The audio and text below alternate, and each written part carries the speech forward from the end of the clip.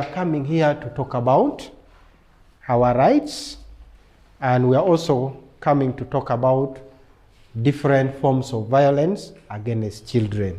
All right? What are some of the different forms of violence against children that you know?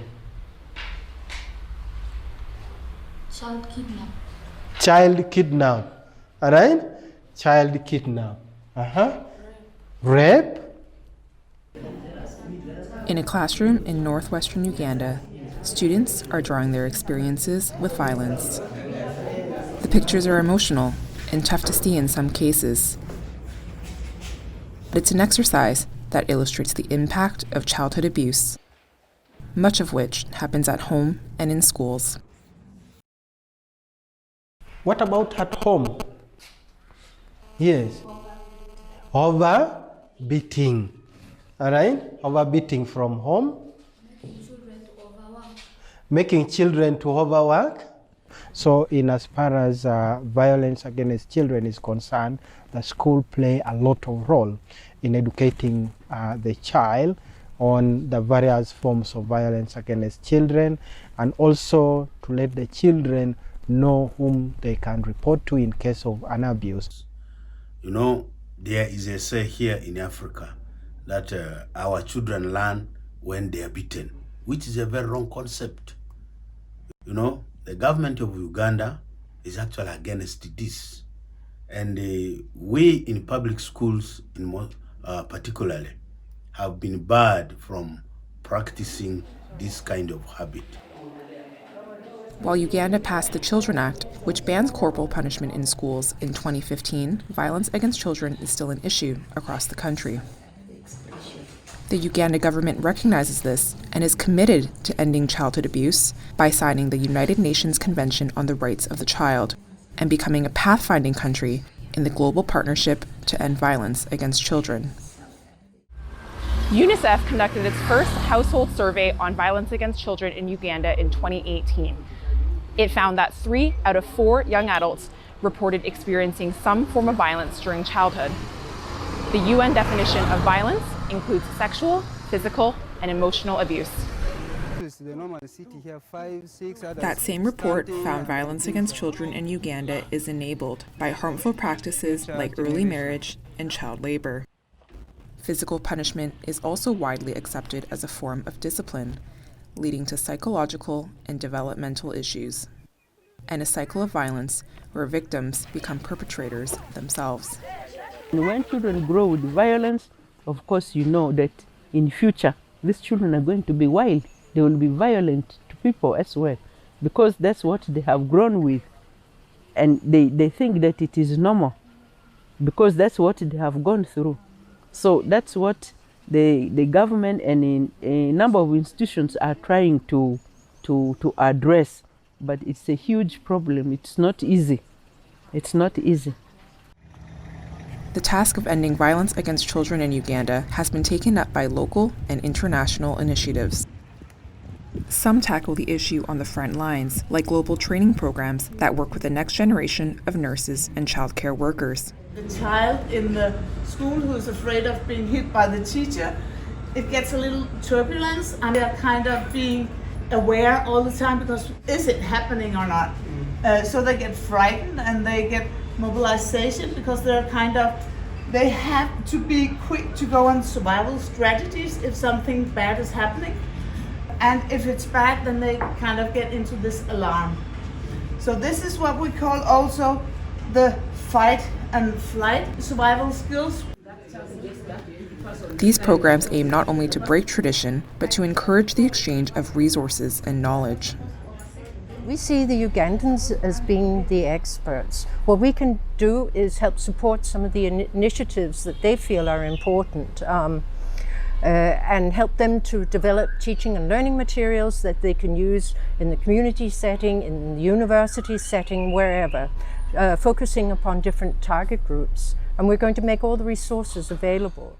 And we used to hit children because we wanted them to learn, yeah? But the research shows that it decreases. We who are part of the communities have to go in and spread out these messages. So sharing it reminds us every time of how to get back to our communities, and maybe even encouraging us to get better ways of solving these issues. Dr. Kandia's name means trouble in Lugbara, a name he says he was given because he was born during times of conflict in Uganda. The country is known as the Pearl of Africa because of its lush beauty and biodiversity. But its people have overcome a colonial past, harsh dictatorships, and brutal insurgencies. That trauma has inspired a humanitarian streak. Uganda has participated in UN peacekeeping missions since the 90s, even training with British troops in recent years to help fight extremists in Somalia. It's also home to 1.3 million refugees, making it the world's third largest refugee hosting nation. Many of them come from neighboring countries like South Sudan, Rwanda, and the Democratic Republic of the Congo. They live on settlements like these, where they bring their own experiences of violence that contribute to Uganda's rate of childhood abuse. Mpevi Refugee Settlement opened in 2017 and is one of Uganda's newest, but it's nearing capacity in only 3 years and now houses more than 120,000 newcomers. So a lot of these populations have really not experienced peace in their homes, and that translates into the kind of violence that we see amongst the children. So they take it as a norm, and this is seen even from the refugee population that we have in these locations, because of the entire refugee population which is in Uganda, the majority of them are children and women.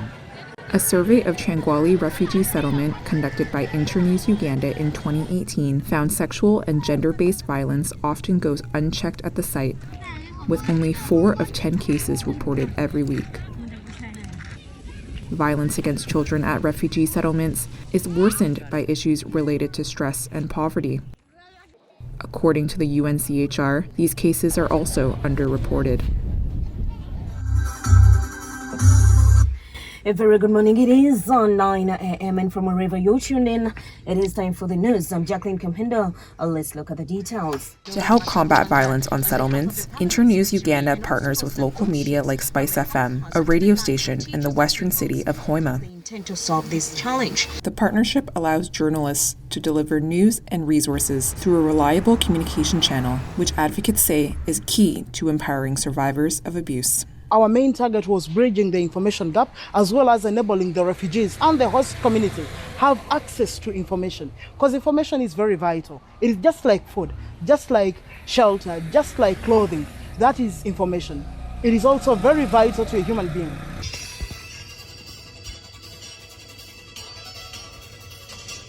Spice FM has become a radio of choice to listen to for all refugees in Changwali refugee settlement, because they have identified a radio station that they can relate to. It plays their music, it talks to them in their languages.